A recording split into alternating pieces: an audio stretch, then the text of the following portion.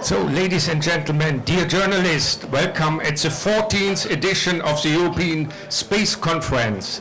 We come now to another highlight of today's media program, the presentation on the market report by the USPA Executive Director Rodrigo da Costa. I directly hand over to Marie Ménard, who will moderate this press conference, and she will also introduce the lady on the right side. Yes. Marie, you have the floor. Thank you, Elio. Thank you very much, and thank you to all of you who are present today. Today, we are having the first press conference of the USPA, the EU Space Programme Agency, here on this 14th European Space Policy Conference. We are together for around 30 minutes. You will have the possibility to ask questions in the chat, as previously. You can see it on the right side of your screen. My name is Marie Ménard, and I am working in the communication department of USPA. Before we're starting and before introducing both of the speakers of today, let me first thank you. We've seen over the last year since USPA has begun that there is a huge interest of the press in our agency, and this is only thanks to you that we have the possibility to reach our stakeholders and users. So thank you very much, and feel free to contact us whenever you want. Then let me begin. We have today Rodrigo da Costa, our Executive Director, and Fiammetta Diani, who's the Head of the Market Development Department in USPA. Rodrigo, so first maybe you could recall what is USPA, please. Yeah, thank you very much. Thank you very much, Marie, and good morning to everyone here in the room, also to everyone that is joining us through the online link. It is truly a pleasure to be with you here today to talk first a little bit about USPA, the European Union Agency for the Space Programme, and then to talk on our market report. USPA, we are a European Union agency, and our mission in a nutshell is to implement the first integrated EU space programme, and with that produce but also reap the benefits and multiply the benefits that are generated from space data and space services created by the EU space programme, and that for the use of citizens, businesses and governments. Of course, as I said, we are a EU agency. Naturally, our priorities are very closely aligned with those priorities of the Union. So we are working in the support of the Green Deal, the digital transition, safety and security of the Union and of its citizens. In a nutshell, our activities are built around three main pillars. First, to deliver safe, state-of-the-art European satellite-based services. This is with a strong focus, of course, on Galileo, the European Global Navigation Satellite System, and EGNOS, the Regional Augmentation System, and to develop GovSatcom. The second pillar is to ensure the safety and the security of the EU space programme and all its components, including assets in space and on the ground, but also providing services that are used by our governmental stakeholders. And last and definitely not least is to support innovation, foster the market uptake for the services and data produced by the EU space programme in a whole value chain for companies, for large companies, small companies, startups, innovators and academia. So it's quite a challenging and interesting portfolio that will really bring the EU space programme a step forward. Thank you, Rodrigo. So this is it for USPA, at least.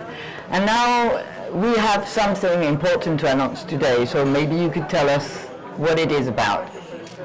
So today, indeed, it's a very important moment because today we are announcing the publication, the release of our market report. The market report, before of the GSA, in our view, USPA has become along the years one of the key tools for policymakers and industry, for private stakeholders and the general public to understand what are the benefits and what are the potential uses of EU space data in a wide range of applications. Now, until the last edition, we were focusing on GNSS. Now, with our new role as the EU agency for the space program, we have included in our market report not only global navigation satellite systems, but as well Earth observation. And we are publishing now this biannual report, indeed with the aim to guide everyone that wants to develop applications and use cases based on GNSS, on Earth observation, or on both, help them steering their business plans, help them steering their applications. For us, it's fundamental to give the opportunity to companies to use the space data that we generate. The report, you will see, has a very comprehensive analysis. It includes a wide range of market segments, 17 in total, where we are tackling things from transport to energy management, from drones to agriculture and forestry, among others. So it is really a report that is targeting the users and is targeting the usage of EU space data and EU space services. And maybe and before opening for questions, maybe just a couple of figures that you will see in this report. So the number of GNSS receivers, those are the chipsets. It can also be, of course, in the smartphones, in-car navigation, but also in the different professional markets, will reach a total volume of around 2.5 billion shipments by the year 2031.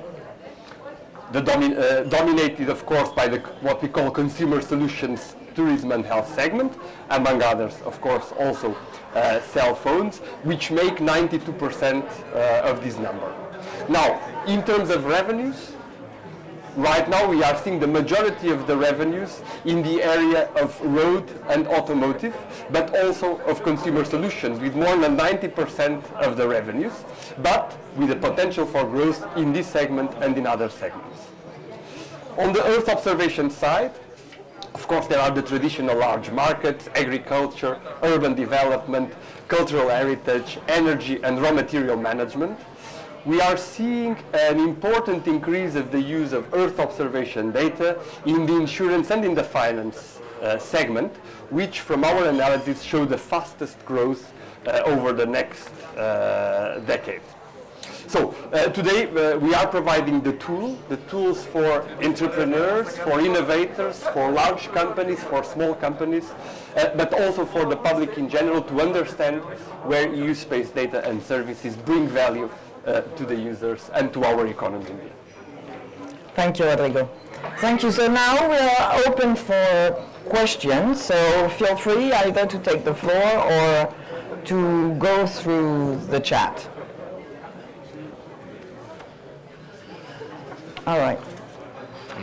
Ayo, maybe. Yeah, I got a question in the chat. It was addressed to me.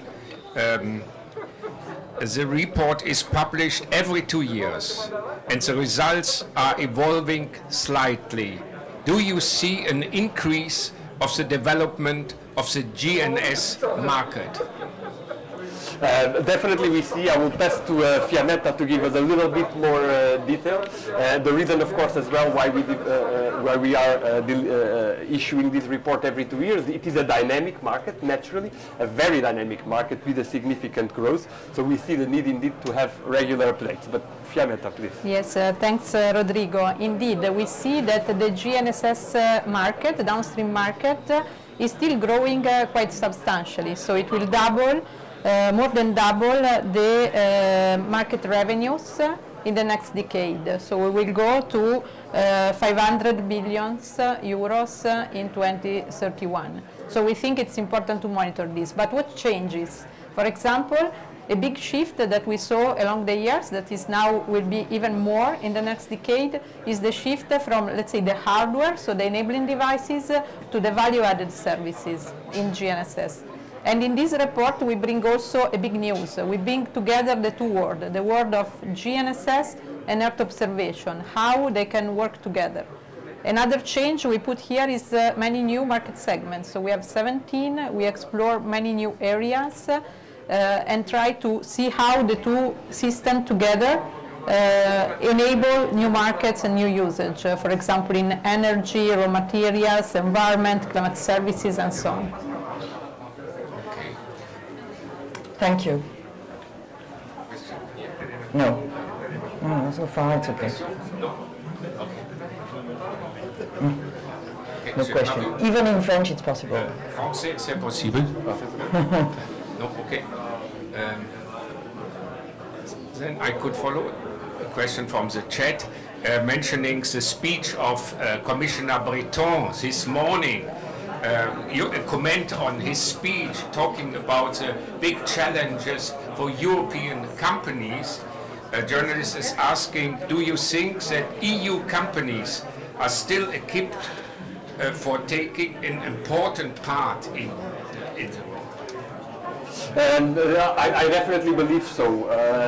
As it was mentioned this morning, in Europe we have the technology, we have the capability, we have the ingenuity, we have the ability to take benefit, not only to develop world-class space systems, but also to take benefit of them. And in order to help industry with this, we are using very concrete tools for that. We have not only, we are using, of course, Horizon Europe and all the space downstream activities of Horizon Europe. Fundamental Elements, another very important tool. And let me just recall that for Horizon Europe, we have recently opened a call. Of course, this is the first one of a series of calls that will happen across the next years.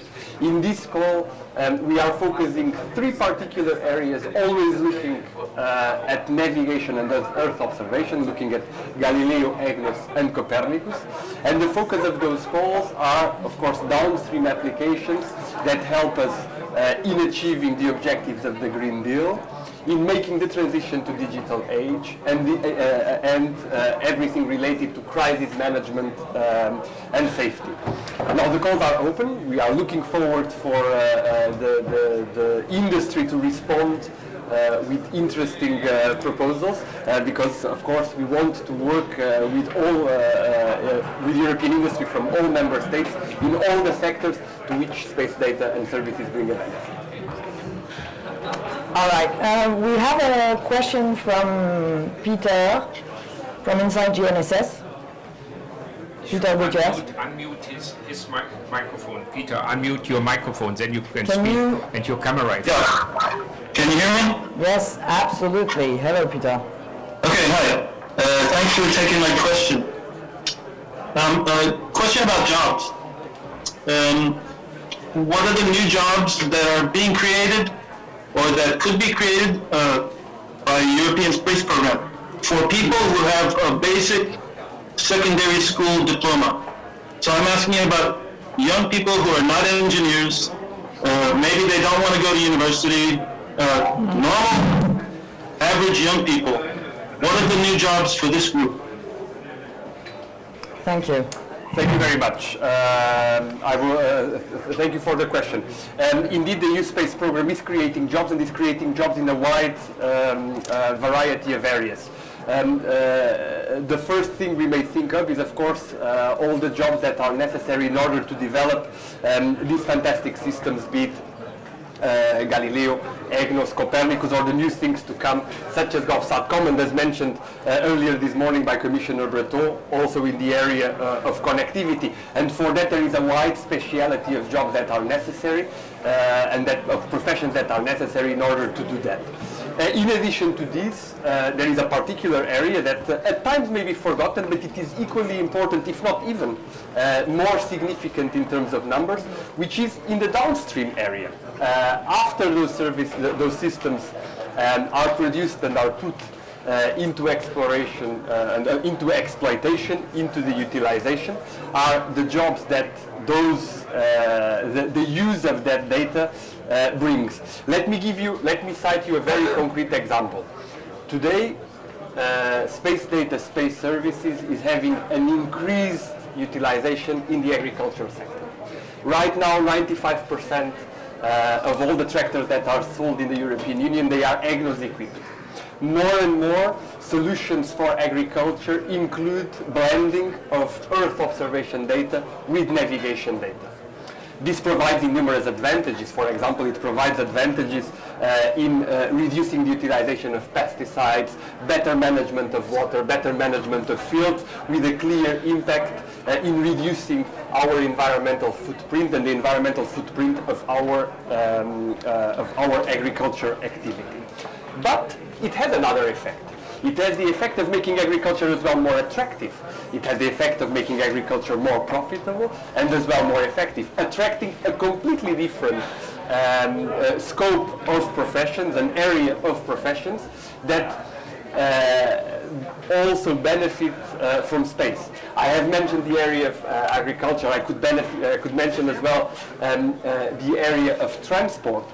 Where navigation is playing a significant role in making not only our road transport, so our trucks and our trucking companies more efficient in Europe, but is playing as well an effect in making our railway more efficient, working towards indeed the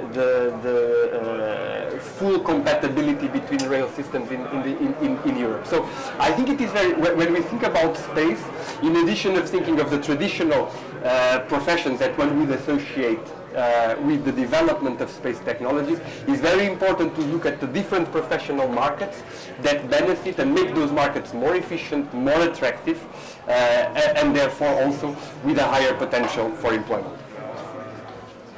There's a follow-up question of Peter. Yeah, Peter, do you have a follow-up question on this one? No, that's fine, thanks. Yeah. Right. Then Any other question? another question from the chat. You mentioned USPA's new role since 2021, Rodrigo. It's to engage with Copernicus non-core users. So what are your first actions in that respect? So it's a very interesting point because the European Earth observation industry is dominated by SMEs and startups. Of course, looking from a supply perspective, but maybe something that is not known to everyone is that the European companies, they hold right now about 41, a bit more than 40% of the global Earth observation market. Now we are looking for concrete use cases, concrete demonstration projects that show how promising those applications may be, and in order to increase, of course, the use of Earth observation data.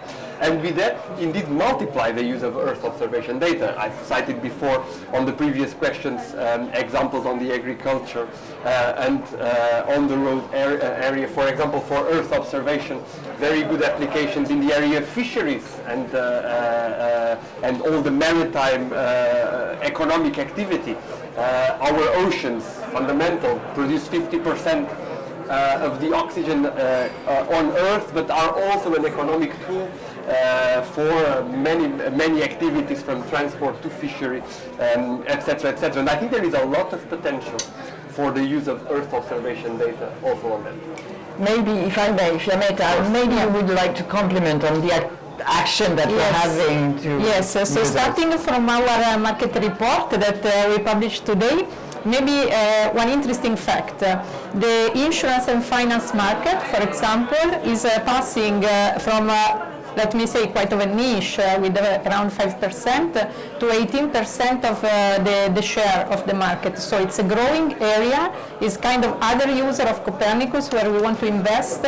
And we think that the key factor, so what we are doing as USPA, is to bring new players inside the club. So to bring Earth observation, democratize it, brings to new startups, new entrepreneurs that can really make the difference, even if they are not super expert of Earth observation. So this is what we are doing. We will launch demonstrators, we will launch concrete actions in many fields of other users. This is one of the examples that emerged from our market report. Perhaps just a side information, Je peux aussi répondre des questions en français. Und wenn es Fragen auf Deutsch gibt, kann ich auch. Multilingual. Portuguese também, obviamente. Rodrigo, there is a question addressed to me, not to all, from Simos Malis. I would like to read it to you. How can we leverage synergies between EO and GNS and in the future SETCOM to address disaster management? I think the area of disaster management is indeed one of those areas where there are great synergies between Earth observation and navigation that can be taken. I mean, even a simple scenario, even a scenario such as a natural catastrophe, where suddenly there is a change, a sudden change of the maps and the available cartography. Obviously, pictures from space will help significantly rescue teams to manage such a natural crisis.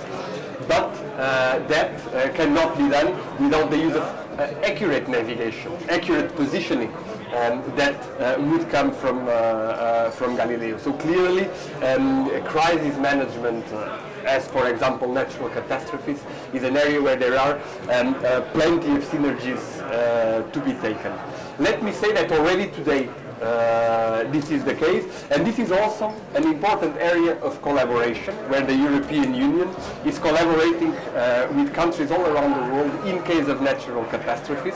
For example, by providing Copernicus images whenever there are earthquakes, floods, wildfires, catastrophes that affect other countries around the world, the Copernicus data is extremely valuable. We believe that by bringing together Earth observation and navigation, we will even further enhance our ability to respond to crisis.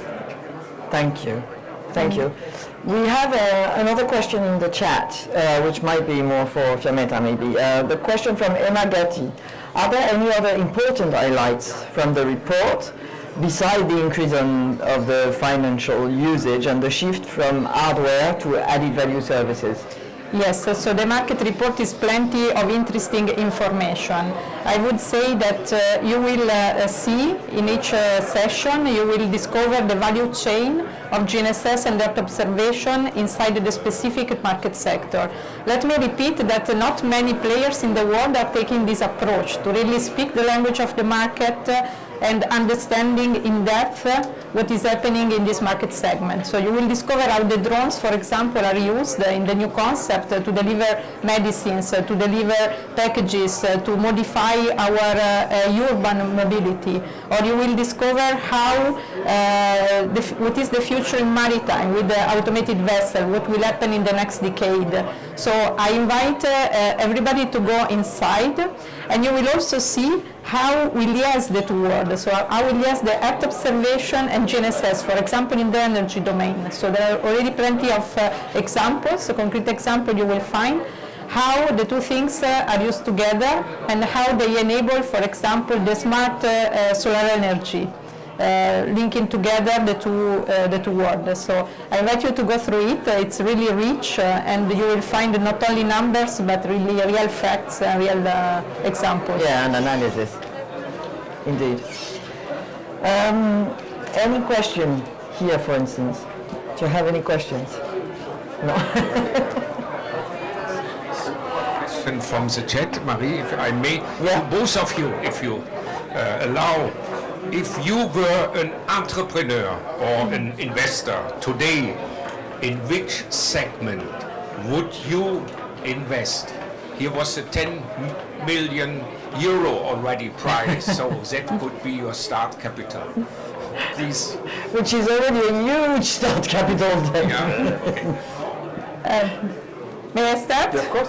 I would invest in climate services and how to prevent and mitigate the effects of climate crisis. And I think that space, and especially the combination of the use of GNSS and Earth observation, offer not only many solutions to the policymaker, but also many business opportunities that are favored also by the Green Deal for Europe and the European approach to the climate crisis. From my side, what I can tell you, I think in general, I mean, space brings benefit to many areas, and I think then the advantage is that the entrepreneur can pick an area where she or he feels more comfortable and knows it better. So from my case, it's very simple. I am a passionate sailor with my personal hobby, if I may say. So definitely I would invest in the maritime sector. But this is a pure personal choice. Certainly you would be successful in many other areas. Okay. Thank you. Thank you. Well, if there is no other question, I think we can conclude this press. Yeah, I would like to use our last 2 minutes, Rodrigo. We have a next press point at 12 o'clock, and Rodrigo, you are also involved in this press point. The topic will be boosting space investment. We were just talking about it. And what journalists can expect at 12 o'clock. Why is it important to follow the press conference with you, with Director General Timo Pessonen, with ESA Director General Josef Aschbacher, Alain Godin from the European Investment Bank, and you, Rodrigo. Can you give us an appetizer? I can give you an appetizer. It is important because investment is one of the key factors of successes for entrepreneurs.